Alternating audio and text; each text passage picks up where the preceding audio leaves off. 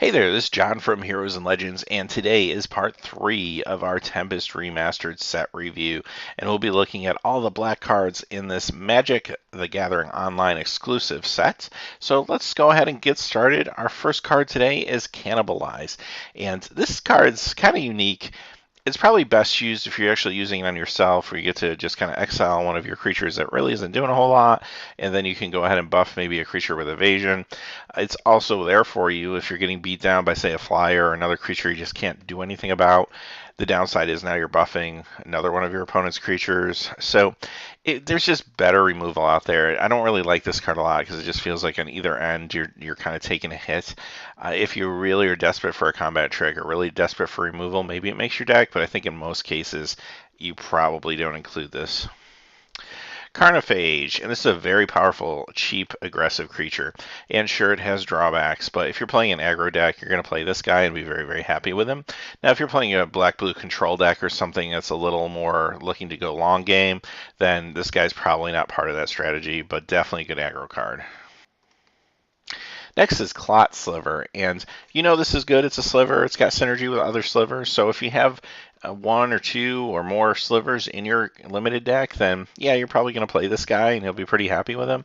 If he's the only one sliver you have, he's still okay. He's a very good blocker in that case. He can pretty much block almost anything and just regenerate from it. So not a bad guy to have. So he might not always make the cut in your deck if you don't have other slivers to go along with him. But if you need a blocker, he's an excellent defensive guy. Coercion, and this is interesting because they don't really make cards quite like this anymore, where the cards that lets you look at your opponent's hand usually say non-land at the very least. Sometimes they'll even say things like non-land, non-creature card. So this is pretty cool that this is just any card. So you are paying 3 for that. In some ways, it probably makes it not quite as good as, say, a Thoughtseize, because you can play that on turn 1 or turn 2, where this is probably going to be a turn 3 play.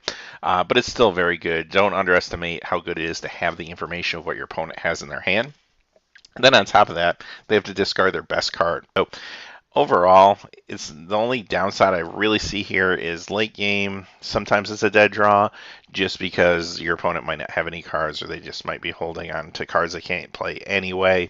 So you have to kind of risk manage that. But overall, it's a very good card. Coffin Queen, and this is kind of your engine for your reanimation strategy. You'll see in this, especially in black, there's definitely a sub-theme of reanimation. There's other colors that feed into that as well, but this is a really fine engine to drive that. It's in the rare slot, so it's not going to show up all the time, but if you get this guy, yeah, she's going to be able to just grab creatures not only from your graveyard, but from your opponent's graveyard as well. So very good card. And it is a kind of a build-around card as well. Commander Grevin Ilvek, and this guy's just a house 7/5 with fear. And when he comes into play, yeah, you have to sack a creature, but really probably not a big deal. And even if he didn't have fear, he's a ground pounder, sure, but what's going to really stand up to this guy? 7/5. There's not that many big creatures that are in this set. So the only issue I have with him, he does cost 3 black and 3 colorless to cast. So he might not fit into every deck. If you end up playing, say, 3 colors or something like that, you might not want him. I think you can get away with 2 color decks as long as it's an even split to probably play a 3 black card, but he might be tough to cast at times. Corpse Dance, and here's a buyback card, and this is another very decent buyback card. It doesn't help your board presence permanently, so I'd say it's probably not one of the best buyback spells. We've seen some really crazy ones, but this is one that's kind of good to have if you just need to maybe have that aggro deck where you know you're going to be losing creatures to the graveyard and you want some sort of win condition towards the end of the game. This could fill that role for you. Krovax the Cursed, and he's very reasonably priced for a 4/4. The only thing I would warn about him is, don't break your board state trying to keep him alive.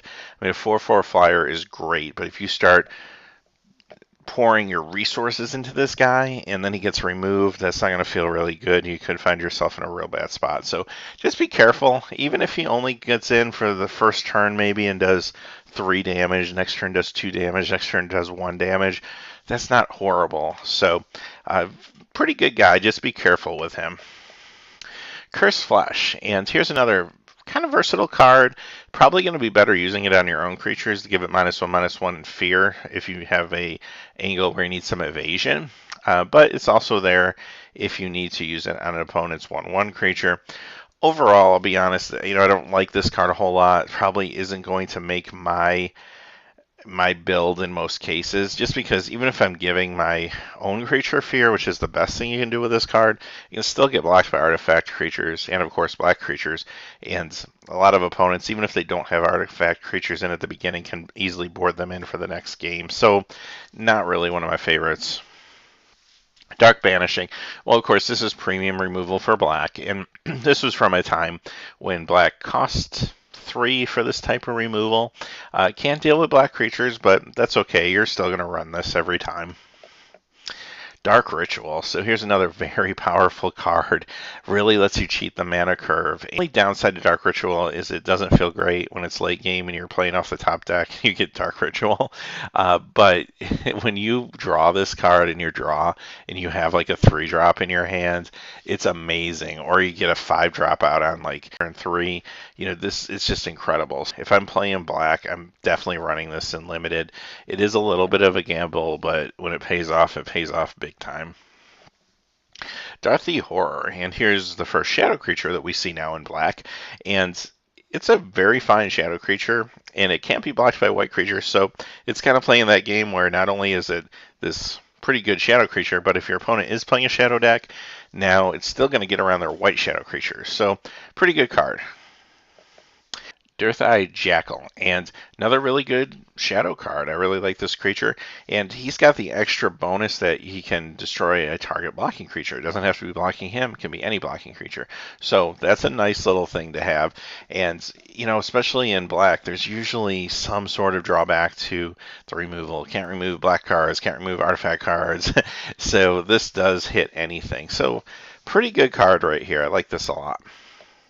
Dirthy Marauder, and this is a 3/1 shadow. This guy's a house, so yeah, you'll be more than happy to pay 3 for him, and just by turn 4 be going in for 3, 3, 3, 3. So if your opponent doesn't have a way to deal with this fast, they're in a lot of trouble. So the only downside to this, just like all the other shadow creatures, it can't block non-shadows, so you do have to take that into account if you're playing against other aggro decks especially, but really fine card there. Dirthay Slayer, and here's another shadow creature. This one costs 2 black, so if you're playing multicolored decks, this might be a little harder to get out. And there is shadow, obviously, in a number of colors, but what I kind of like about this guy is just his design. He has to attack each turn, but really, why wouldn't he be attacking each turn? Now, granted, I get it. If you had a shadow mirror matchup, you might want him as a blocker, but in most cases, that's what these guys are doing anyway. They're just attacking, attacking, attacking. So this card is kind of making that clear, I think, to newer players. So very good. Just another really strong shadow card. The Warlord, and this guy is kind of your almost Sligorf-ish type card for Shadow, and his power increases with how many Shadow creatures are on the battlefield, and that also includes any creatures your opponent's playing as well. So he's very powerful. Now he's got a fragile body, so in a Shadow Mirror match, it's great that he's powerful, but he's not going to be able to really live long. But in a non-mirror match, this guy's just going to be a house, especially if you're playing a strong shadow aggressive deck. Deathbits of Wrath, and this card in the right deck is hard to deal with. Really good card, but it's got to be played in the right limited deck. So imagine this, you're playing blue-black and you get some of those merfolks that can ping creatures or opponents, and you play those along with this, and you just do 1 point of damage, and you can kill any creature on the board. That's kind of awesome. So you want to look for combos like that in your build. If you don't have those type of strategies, you probably want to steer clear of this card just for a couple of reasons. One is it costs 5, and when you play it for 5, you get no immediate effect or advantage usually in the first turn that it's played. And also it works against you as well. So if you're in a situation where your opponent all of a sudden puts down a pinger, now they can start pinging your creatures. So you want to definitely stack the deck so that this effect is going to work in your favor. If there's any notion that it could not, then you probably don't want to play this in your limited deck. Deathstroke, and this is another kind of nice black removal card. It's just destroying a tapped creature. It doesn't care what color or if it's colorless or anything like that. does cost 2 black, so it's a little bit harder to splash, but another really strong removal card. You can kind of see the trend here with black is really, really good removal, and some decent reanimation strategies is kind of what they're going for here. Death's Duet, and just a real cheap way to restock your hand. Like 3 mana to get 2 cards from your 2 creature cards from your graveyard to your hand is pretty good. You don't really see it costed like that anymore. If this card was developed today, it probably costs like 6 or something like that. Now, early in the game, it is a dead draw, so you do want to take that into account. But very good way to get some card advantage back in the mid to late game. Diabolic Edict, and this is, again, more great removal. The only thing I will say about this one is your opponent does get to choose which creature that they sacrifice, so it's better early game than it is late game when they have a lot of creatures on the board and there's ones that are expendable.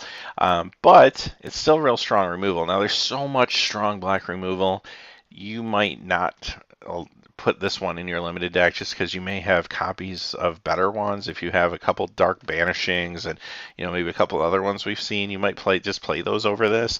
But if you're playing a real strong control build, you'll probably still include this. So it is, don't get me wrong, it's very good removal, even though it's matched up in a set where it doesn't look as good as it really is. Next one is Dungeon Shade, and this is a flying shade that you can pump up to get more damage across. Yeah, sign me up. This is awesome. So this is just a bomb. Now, obviously, the more black you're playing, the better it is. In a mono black deck, it would be just amazing. But I think you could still get by if your deck was half and half black and another color. I think it would still do you some good. But obviously, once you get to the point where you get into third color or something like that, then you probably want to pass on this guy. He's obviously also not as good in the earlier mid game. You don't have as much expendable mana, but really fine creature. Evankar's Justice, and this is a buyback spell that I don't really like as much, and I kind of see what it's trying to do. If you have enough mana, you can kind of sort of sweep the board or maybe do some direct damage, but it's just very, very pricey. I mean, the base cost of 4 with 2 black is a lot for what it's doing, and then buyback of 3 more on top of that. It gets overpriced really quick. Fugu, and this is another sort of expensive effect. Now, target player discarding 3 cards is pretty big. That's a pretty big deal for hand disruption. However, my fear is by the time I have 5 mana and I can take the time to play this, I don't know if my opponent even still has 3 cards in their hand. So a lot of it's going to depend on the matchup, of course. If you're playing against more of a controlling matchup, they probably will have cards in their hand, but at least one of those will probably be a counterspell. So that's probably what's going to happen to this card. So it's not going to make all builds. I mean, there will be times when this card makes sense and you really want to be aggressive with hand disruption, but for the most part, I think it's a little pricey for what it does. Gravedigger, and this guy's kind of been a classic card, been reprinted a number of times. He's a decent body, he's got a grizzly bear type body, and he lets you restock and pull one of your creatures back from the graveyard when he comes into play. So he's got definitely an advantage to him. He's not very good in the early game, and there are times you end up biting the bullet and using him when you have nothing in the graveyard just because you need to get a creature on the board, and that doesn't feel great. So there may be some better creatures out there for more aggressive builds, but he's a decent guy. Kezadrix, and this is powerful. So you're paying 4/4/4/4 for Striker, and yes, sure, it does have a drawback.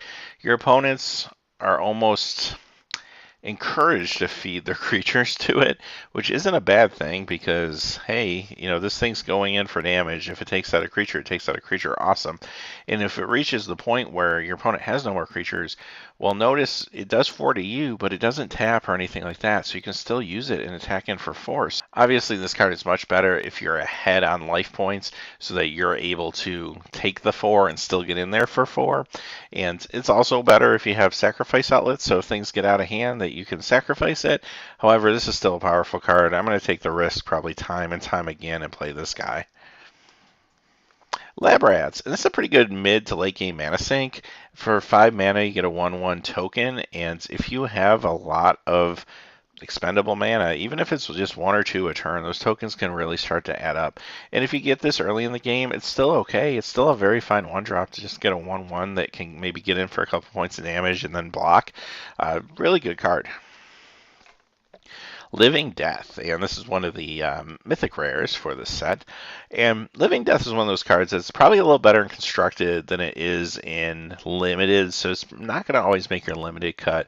If you have a deck that you feel like you're going to be doing a lot of reanimation, sacrifice shenanigans, and it could be a very good deck. But it's one of those wild cards that you don't want it to help your opponent more than it's going to help you. And you could be in a situation where you draw this card and the board state doesn't really support it.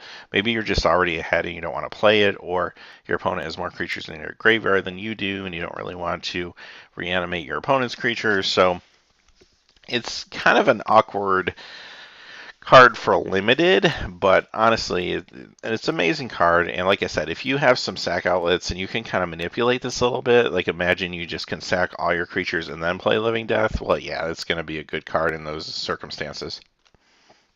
Chirologia, and this is an awesome draw spell. This is fantastic. You do have to pay life, obviously, as part of the drawback of this spell, but you can basically draw as many cards as you need to draw on the previous end step. It's on how much life you have or are willing to pay.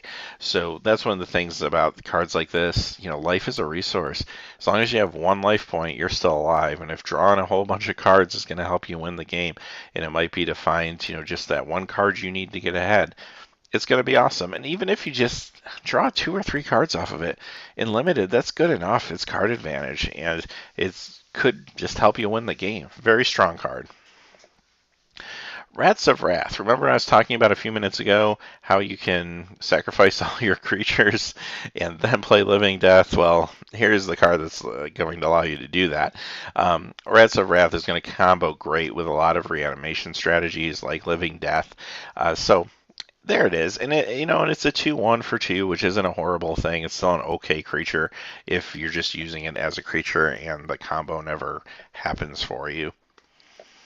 Reanimate, and this is one of the best reanimation cards of all time. This card is just broken. Basically, all you need is a target. I guess that's the downside. If you don't have a target, well, it's just sitting in your hand. However, you just can reanimate anything, and it's from any graveyard. And again, you're paying life as a resource, but that's okay. When you're reanimating some giant creature on turn 3 or something, you'll gladly pay that life.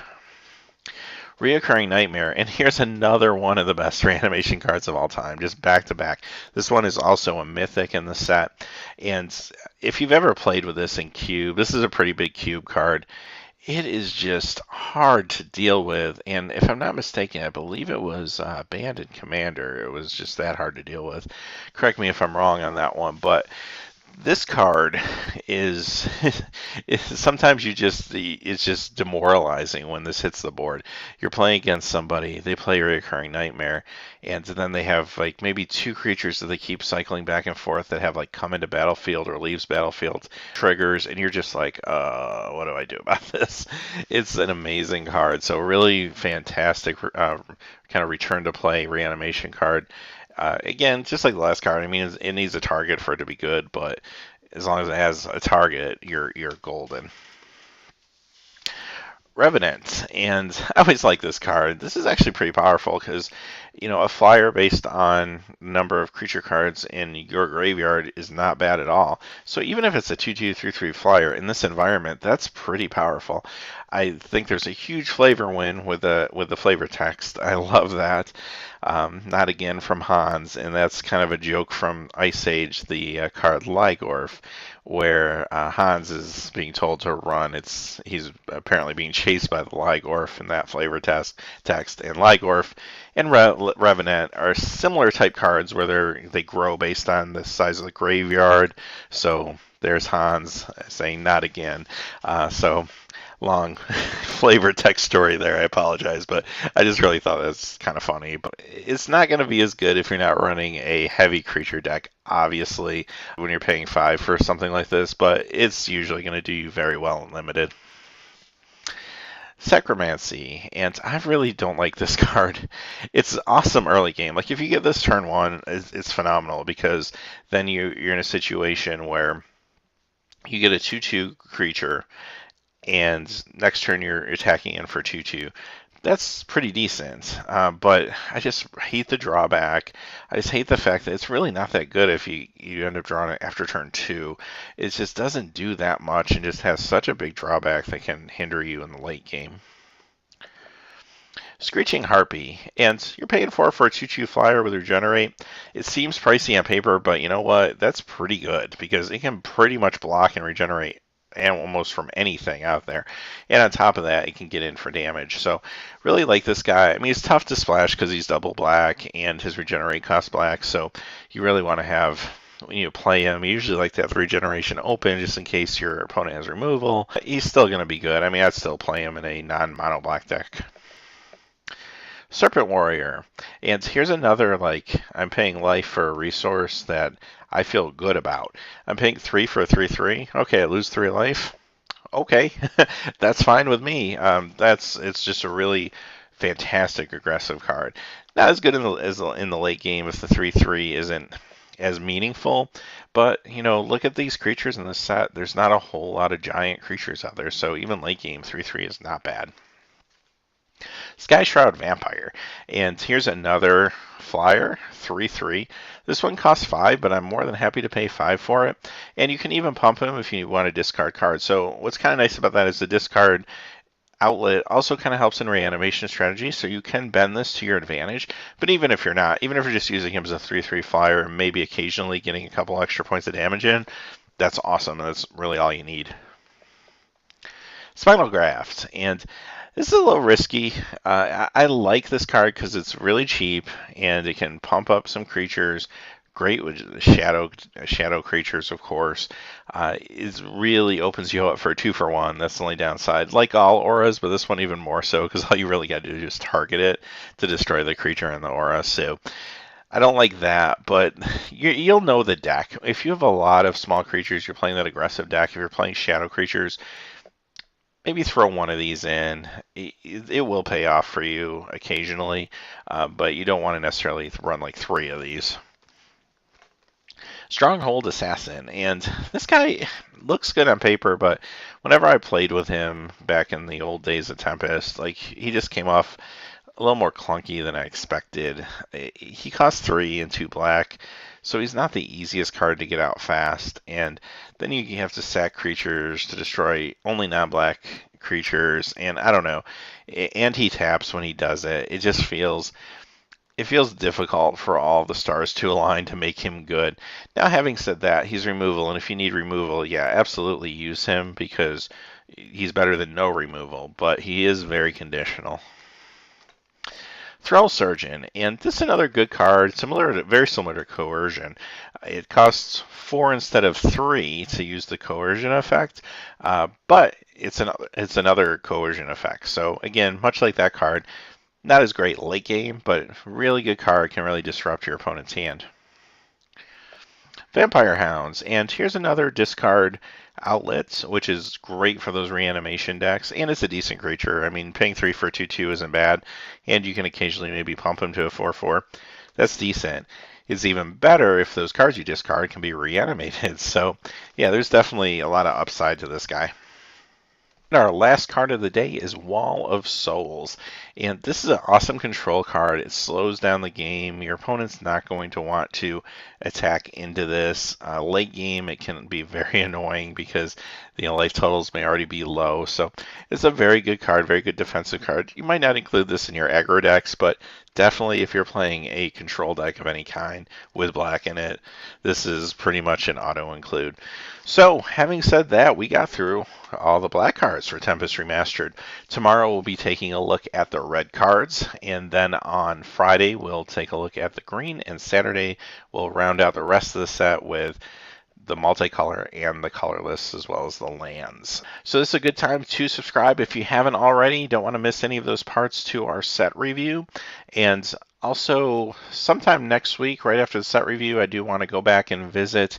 We did a video at the end of February about which cards we thought would be the mythic rares of Tempest, so we'll kind of do a report card and grade ourselves on how we did now that we have seen the whole set. So, hey, again, thanks for watching. Please remember to like and subscribe, and as always, have a great day.